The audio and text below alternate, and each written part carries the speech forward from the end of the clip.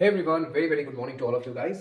आज हम लोग हमारा जेई प्लस और नीट प्लस का सीरीज स्टार्ट करने वाले हैं, जहां पे हम लोग कुछ कुछ क्वेश्चंस लेके आने वाले हैं। हर रोज एक दो करके वीडियोस हम लोग अपलोड करेंगे, जिसमें हम लोग कुछ क्वेश्चंस लेके आएंगे जो क्वेश्चंस आपके दिमाग को टीज करेंगे। इन क्वेश्चंस का मेन रीजन यही है, करवाने का मेन रीजन यही है ताकि आप किसी भी क्वेश्चन के लिए हमेशा रेडी रहे 100%। तो आज हम लोग लेके आ चुके हैं ईटीएलआई का एक क्वेश्चन। ठीक है, हमने पिछली बार ग्रिग्नार रिएजेंट के कॉन्सेप्ट्स में बहुत कुछ पढ़ा था, जेई एडवांस के पीवाईक्यू भी किए थे, नीट का एक पीवाईक्यू भी किया था। तो उसी टाइप का एक क्वेश्चन यहाँ पे देख ही सकते हैं, दिया गया है एक कंपाउंड यहाँ पे आप देख सकते हो, और दिया गया है साथ ही साथ ईटीएलआई 3.5 इक्विवेलेंट और फिर H प्लस H2O वर्कअप कराया गया है। एक बार आप खुद से इसको ट्राई कीजिए, उसके बाद इस सोल्यूशन को देखना। ठीक है, वीडियो को पॉज कीजिए और इसको खुद से एक बार ट्राई कीजिए। किया? चलिए अब लोग सोल्यूशन के ऊपर बात कर लेते हैं। तो इसका सोल्यूशन अगर हम लोग करेंगे, ध्यान से देखिएगा। ठीक है, फर्स्ट ऑफ ऑल यहां पे न्यूक्लियोफिलिक रिएक्शन होने से पहले आप लोग एक चीज ध्यान में रखना है। सबसे पहले यहाँ पे एसिड बेस रिएक्शन आपको करवाना है। क्यों करवाना है?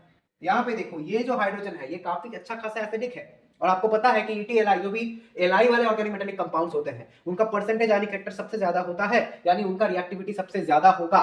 तो एज अ बेस ईटीएलआई काम करता है, ETLI as a base del minus इसका काम करेगा। और अब देखना, क्या ये इस H को पकड़ेगा या इस H को? ध्यान से सोच के बताइए।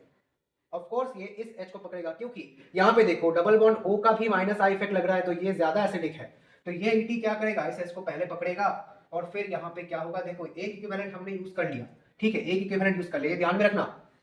फिर यहाँ पे क्या होगा, ये हमारा कंपाउंड आया। ठीक है, ये हमारा कंपाउंड आया O, यहाँ पे एक ईटी आ जाएगा। ठीक है, यहाँ पे एक OLI आया। ठीक है, और यहाँ पे एक OH रहा। अब ये H भी तो खाली नहीं रहेगा।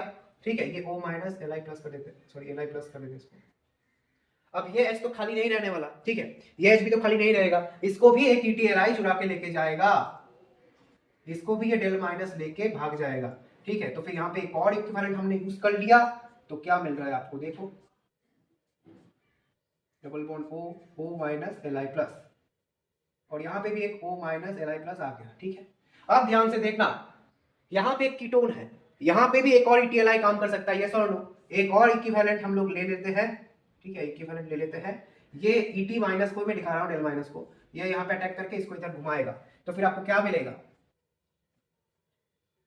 अब देखो, बड़ा ही सुंदर सा सवाल है।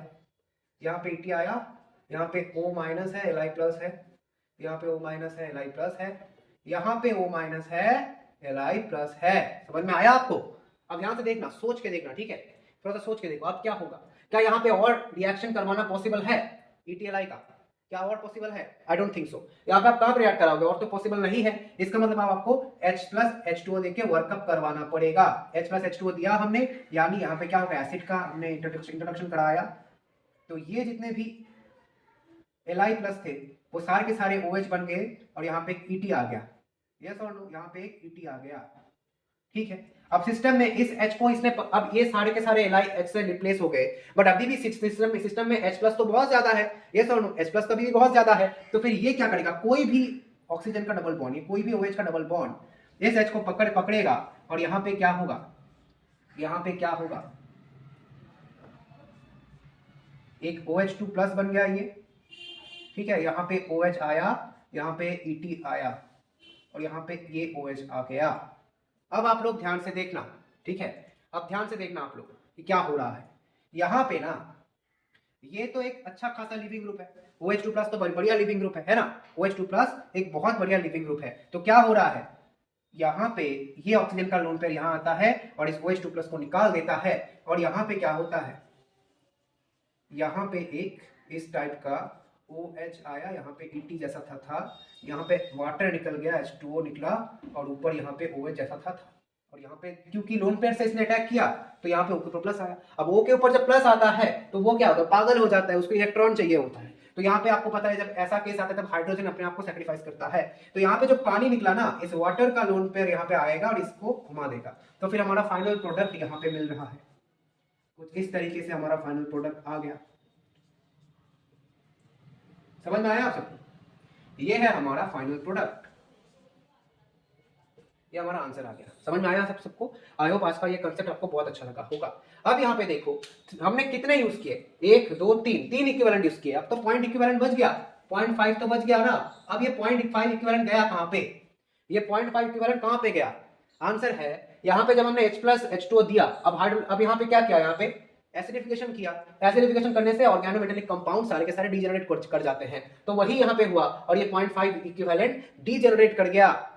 समझ में आया आप सबको? इथेन बन गया और निकल गया। समझ में आया? आई होप आज का ये कंसेप्ट बहुत ज्यादा अच्छा लगा होगा। अच्छा लगा तो लाइक जरूर करना और सब्सक्राइब भी जरूर कर देना। मिलते हैं बहुत जल्दी आपसे एक नेक्स्ट धांसू से कंसेप्ट में, ठीक है? Thank you very very much.